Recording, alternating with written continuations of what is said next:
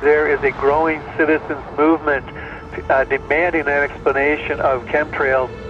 And I talked to my NSA buddies at Fort Carson, Peterson Air Force Base, and Buckley, where I was actually their doctor taking care of the pilots flying and spraying the chemtrails. So I know it's real. If anybody says it's not real, they're full of it. It's not the same as conducting some localized test for some defensive project. This is open air operations. It's not a test. This thing is in place.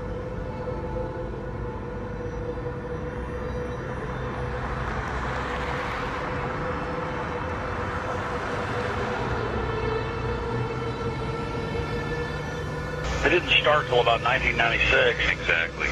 And, growing up my whole life, a condensation trail disappeared, the 20 seconds, a minute, 2 minutes. And now it can be in the summer at like 4,000 feet, and there's these big clouds behind jets. Some jets leave it behind, leave a trail behind them. Other jets at the same flight level, same altitude, don't. And, instead of just getting into are they spraying us or what's changed in the jet fuel or what's changed in the atmosphere, there are tens of thousands of declassified admissions under different programs where different Pentagon programs, different agencies of the government have tested chemical, biological, and radiological agents on the American people.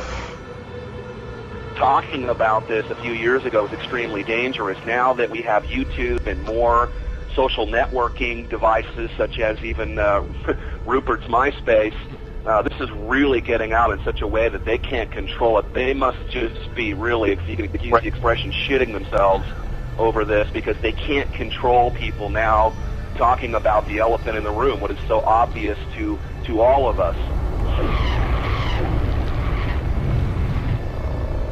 There's a feeling from that area that the state doing all of these weather modification programs might not be doing it for the benefit of the citizens of Texas and other states that they may impact as well. Well, many of the planes that we're seeing here in Abilene will actually turn whatever they're spraying on and off right before our eyes. I mean, you'll see a plane up there flying like normal, and then all of a sudden it starts spraying.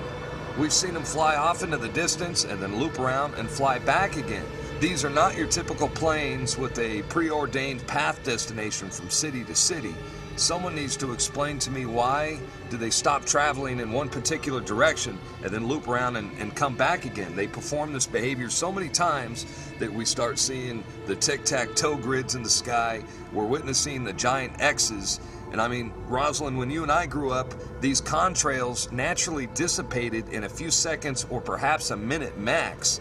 But these things expand, they grow bigger, and before you know it, the entire sky is overcast. That's correct. And they are there all day. They do loop the loop around our county and our state. We follow them at times with spotters in different areas, watching the planes loop, come back around. And we know from the FAA records that the jets from commercial airlines fly in straight lines. And coming across our county, there aren't many, and they stay mostly in certain patterns.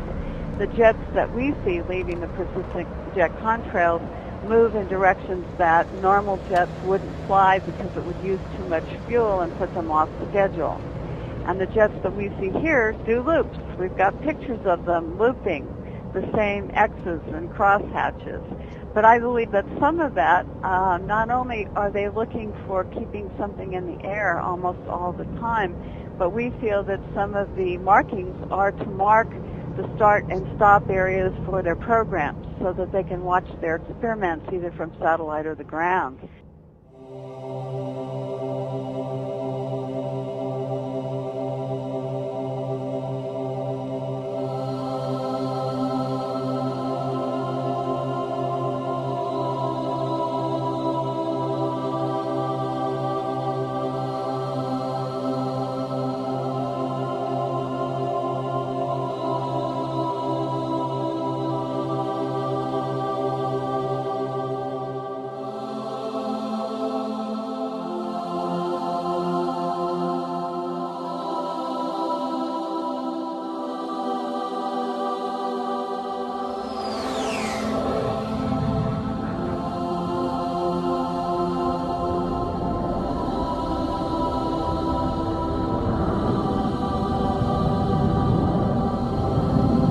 Why do they want to keep this quiet? Why aren't they talking about this? Why don't they want us talking about it? And you can only come to the conclusion that they're hiding something. Now, do you believe that this is a full-scale secret operation that includes not only the U.S. but Europe and the rest of the world?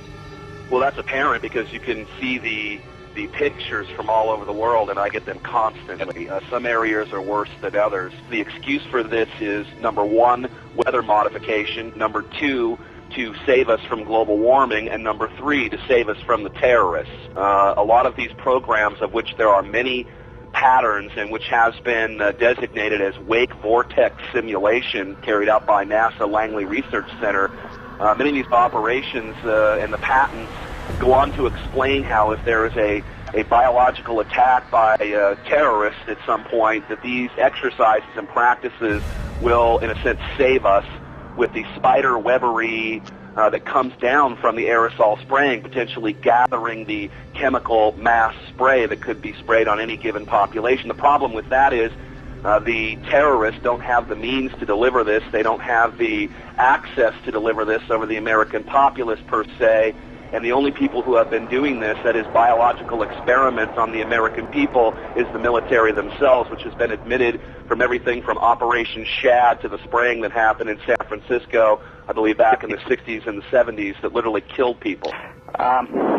Again, I may not be able to ascribe intent, but what I can say is that it is expected that there will be increased mortality as well as the potential of a huge host of unknown pathogens that we are subject to, and this is not based on speculation. There's a whole arena of biological research that we haven't even begun to touch on. Could a strange substance found by a Southwest Arkansas man be part of a government found in our sample? At a community in the San Bernardino Mountains has a real mystery on its hands. The official explanation here is that jet contrails are causing strange lines in the sky. What effects barium has on the body. Short-term exposure can lead to anything from stomach to chest pains. Long-term exposure causes blood pressure problems. Ryan addressed concerns by chemtrail researchers that barium could be meant to wear down a person's immune system. You're talking about dominating our air supply without the human consent in a way that is difficult for many of us certainly to conceive, and certainly many of us refuse to accept it even in the light of sufficient and overwhelming evidence.